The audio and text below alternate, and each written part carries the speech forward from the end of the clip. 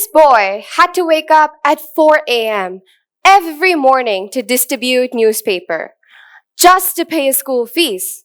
Most children his age and going through a similar crisis had given up on schooling during that time.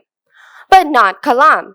Yes, Dr. APJ Abdul Kalam, the famous scientist who became president of India, born in an economically weak family. Can you imagine having that level of responsibility and workload as a kid? Losing his father not only left an emotional void, but also added financial pressure on his family. In 2008, as a teenager, this boy was expelled from Under 19 World Cup for lack of discipline and attitude issues. He suffered from depression. For a young player, this could have shattered his dreams permanently, but not for Kohli. This is the resilient life story of one of the greatest cricketers ever. Do you have any idea how these people and the likes of those overcame reality? Take a moment to think. Introducing our protagonist, Resilience. He is no ordinary character. Resilience is the ability to withstand adversity. Even during setbacks and emotional appeals, you don't give up. You keep trying. It's like falling while learning to ride a bike. Instead of remaining still on the ground, you get back up and try again. Resilient people keep their ground and keep going even when things are tough. And this fighting spirit is the real determining what you are and who you are. Dr. APJ Abdul Kalam motivated himself to work harder and harder. His efforts paid off. He went on to becoming a pioneering aerospace engineer, a renowned scientist, and president of India from 2002 to 2007. That is the incredible power of resilience. Kohli's resilience was extraordinary.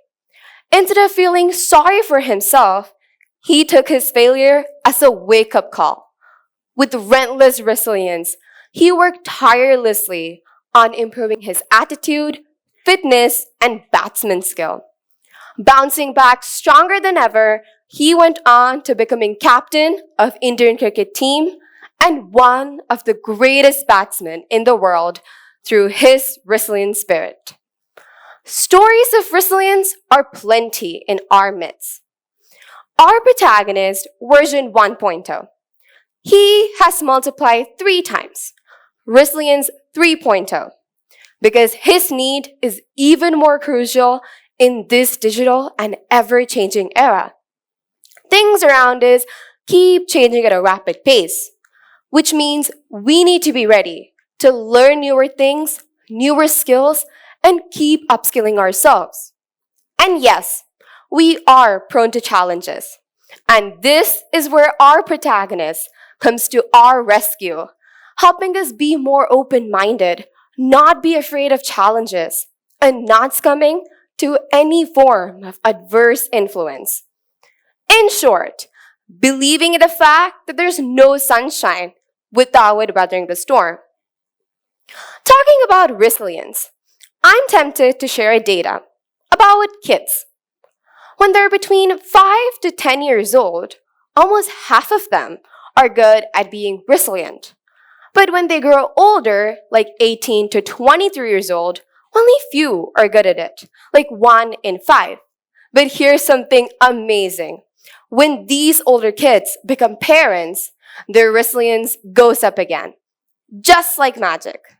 This shows that having a family and shouldering responsibilities makes us feel like we belong somewhere and makes us feel better and stronger at facing challenges. Getting back to resilience, that's a vital factor today, so crucial in this digital era. Today, learning is more challenging than ever. Today, we all are fully immersed in brain-oriented things, whether reading a book, or while gazing outside the window, or watching television, or even as we scroll through the social media pages through our mobile phone. Yes, mobile phone. We use technology to learn new things. But when we keep using technology and not take breaks, it can make us feel tired or stressed. This overdependent dose do not take us closer to our goals. The time we spend on social media, scrolling through social media pages, and unconsciously getting immersed in the random social media stuff also affects our resilience.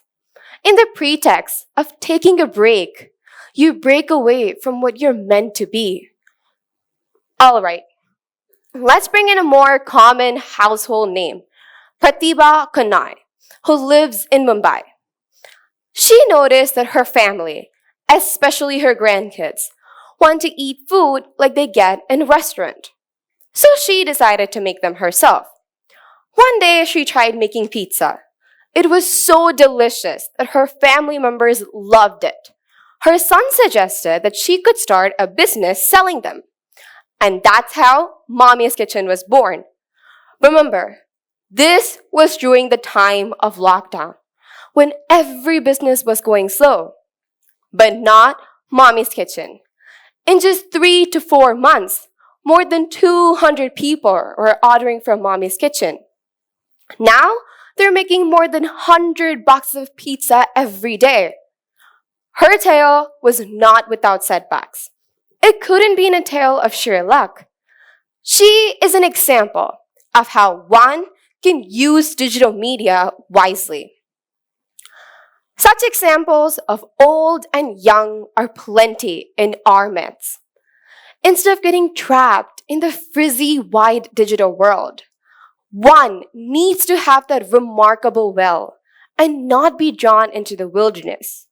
One needs to be mindful of its usage, and that yet again is an act of resilience. We all are in awe of galaxy of men and women around us who have coveted that powerful zone of success. But let's understand, it's their resilience that would have taken them there and sustained them there. So in this digital era, when things are fleeting, we need to learn to bounce back. Some small tips to bear in mind. First, set goals that you know you can achieve, like finishing a task in your to-do list. Then, finish, review, and reflect on the pluses and minuses with an eye for improvement. Next, make space for your friends and family, because socializing helps us feel better when we're in our blues. It is important to use our time wisely, which means balancing our time between learning and idealing. These things may appear simple, and yes, they are, but it's these simple things that can take us to fabulous heights. Lastly, we should always understand that we are not the only ones undergoing hard times. All great leaders, noted personality, and people of name and fame all undergo challenges in every walk of their life. Behind the fame, there must have been blame and the shame they have endured.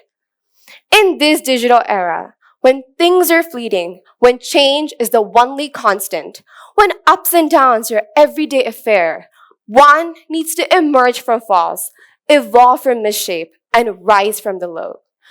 Resilience has to resonate. Resilience has to be our valiance. If Resilience 3.0 has to take larger forms, we must, because this protagonist is the real hero. Thank you.